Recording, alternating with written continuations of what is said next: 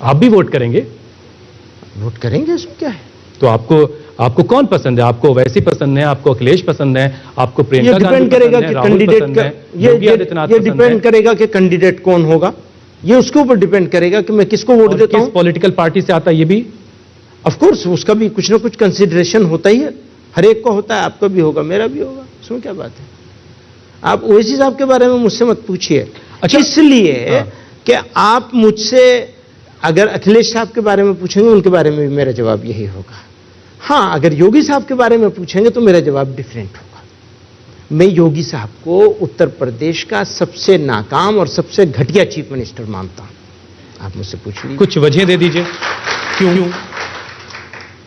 سب سے بڑی بات یہ ہے کہ اس راشٹر کی، راشٹر بھکتی کی، راشٹر نرمان کی، راشٹر سرکشا کی سب سے زیادہ سینہ پیٹنے والے لوگوں کی پارٹی سے آنے والے چیف منسٹر نے راشٹر کے ساتھ سب سے بڑا وشواس گھات یہ کیا ہے کہ راشٹر کے لوگوں کو اور اس پردیش کے لوگوں کو الگ الگ خانوں میں بانٹا ہے.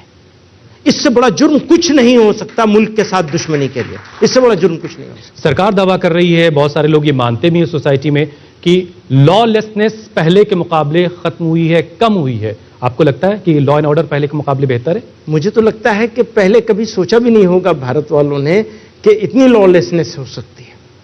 آپ کہہ رہے ہیں کہ پہلے سے ہر لحاظ سے طاقت کا استعمال کیا جا رہا ہے الگ الگ طریقوں سے.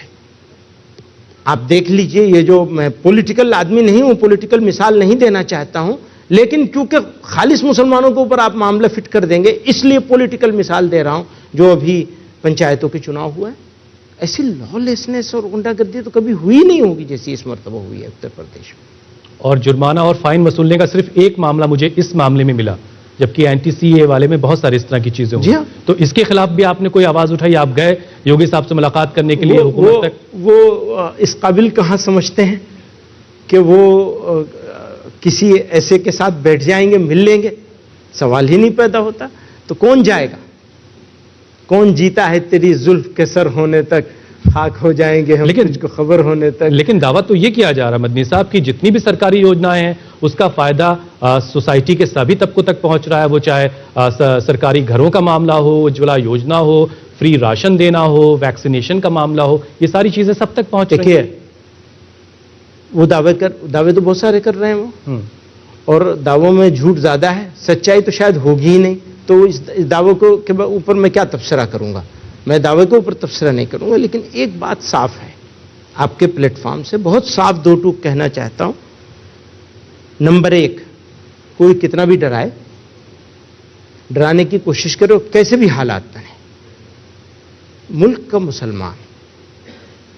مسلمان جس جگہ یہ لے جانا چاہتے ہیں وہاں انشاءاللہ کبھی نہیں پہنچا سکیں گے، کبھی نہیں پہنچا سکیں گے. مسلمانوں پر خاص طور سے کام کرنے والے لوگ یہ کہتے ہیں کہ جو ان کے خلاف وائلنس کا جو معاملہ ہے وہ اب لو انٹینسٹی وائلنس اور ہائی ٹیرر کی طرف بڑھ رہا ہے پہلے کے مقابلے. جیسے بار بار یہ بات کہی جاتی کہ اب دنگے نہیں ہوتے، لیکن اب لو انٹینسٹی وائلنس ہے اور ہائی ٹیرر ہے، یہ مسلمانوں پر کام کرنے والی آرگنائزیشنز کہہ رہی ہیں. آپ کا تجربہ کیسا ہے اس معاملے میں؟ جو آپ کہہ رہے ہیں میں اس سے ایگری کرتا ہوں، ٹھیک کہہ رہے ہیں آپ. لو انٹینسٹی ہوتی ہے، ہائی ٹیرر ہوتا ہے، اور پھر اس کے بعد اس کے علاوہ بھی جو ذلیل کرنے کے جو طریقے ہوتے ہیں وہ سارے طریقے اختیار کیے جاتے ہیں، اس میں آپ کی برادری بھی شامل ہے.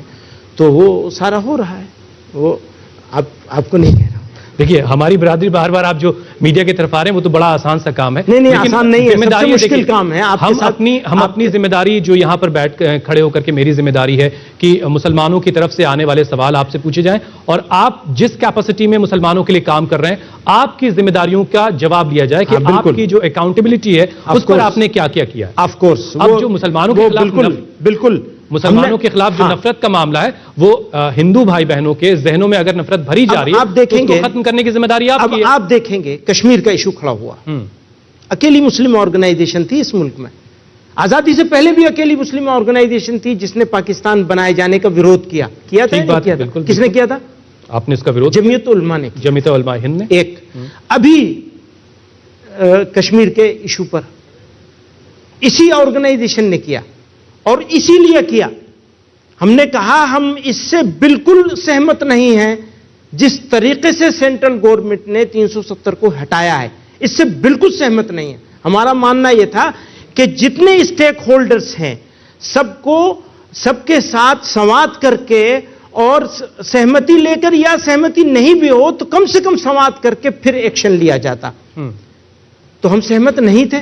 پھر بھی ہم نے یہ کہا کہ کشمیر کے معاملے پر سہمت نہ ہونے کے باوجود اب یہ کیونکہ لے لیا گیا ہے تو ہم اپنے دیش کے ساتھ ہیں.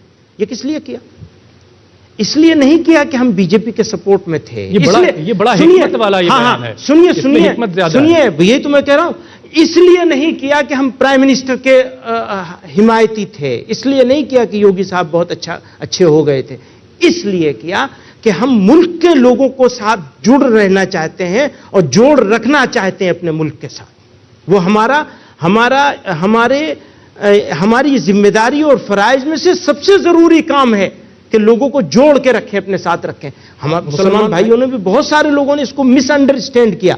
ارے انہوں نے تو سودا کر لیا. ہاں ٹھیک ہے, مان لو کہ سودا کر لیا, لیکن ہمارا ٹارگٹ یہ ہے کہ ہم ملک کی آواز میں اپنی آواز ملا کر کے رکھیں گے. میں کشمیر کے لوگوں سے بھی کہتا ہوں کہ اگر آپ کو انڈیا کے ساتھ رہنا ہے تو پھر جیسے سب رہ رہے ہیں ویسے رہو. حالانکہ ٹیکنیکلی غلط ہے میری یہ بات, کیونکہ ایک ایگریمنٹ بھی ہوا ہے ان کے ساتھ انڈیا کا. پھر دوسری بات یہ کہتا ہوں, اگر نہیں رہنا ہے تو 370 کیا 380 بھی مل جائے تمہیں, یا 390 بھی مل جائے, یا کچھ اور بھی مل جائے, تو اس کا تمہیں کیا فائدہ ہوگا, کیونکہ تمہیں رہنا نہیں ہے. تو اس لیے ہمارا بالکل کلیئر ہے. ملک میں بسنے والے لوگ, ہم خیال لوگ, برادران وطن, ان کے ساتھ مل کر کے رہنا ہے اور مل کر کے اس ملک کے لیے لڑنا ہے اور ملک کو آگے بڑھانا ہے. آپ جہاد کی بات کر رہے تھے, تو میں کہتا ہوں جہاد تو ہمارے اوپر فرض ہے بھائی. ہم کیسے کہہ سکتے ہیں ہم جہاد نہیں کریں گے؟ ہاں جی, ہم جہاد کریں گے. جہاد ہماری ذمہ داری ہے, ہمارے فرائض میں سے ہے. لیکن آپ اس کو اچھی طرح سمجھیے کہ اگر عبد الحمید اور عثمان, بریگیڈیئر عثمان اپنی جان دے رہے ہیں تو وہ ان کا جہاد ہے. اس ملک کے لیے جان دے رہا ہے. تو سمجھنے والے کی کمی زیادہ ہے یا سمجھانے والے کی کمی زیادہ ہے؟ دیکھیے, اب میں تو آسانی سے مان لوں گا نا, میری ہی کمزوری ہے, میں مان لوں گا. آپ اس کمزوری کو اب درست کیا جائے گا. کیسے درست کیا جائے گا؟ آپ کی ضرورت ہے.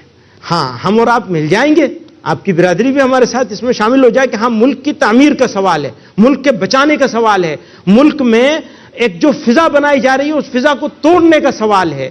ملک میں جو ملک کی ایک سیکنڈ لارجسٹ میجورٹی ہے اس کو بے عزت, رسوا, ٹریٹر ثابت کرنے کی جو سازش ہو رہی ہے, اس سازش کو, اس ناپاک سازش کو توڑنے کا سوال ہے, ملک کو بچانے کا سوال ہے. آپ یہ طے کر لیں اور آپ کی برادری طے کر لے تو پھر یہ مسئلہ آسانی سے حل ہو جائے گا.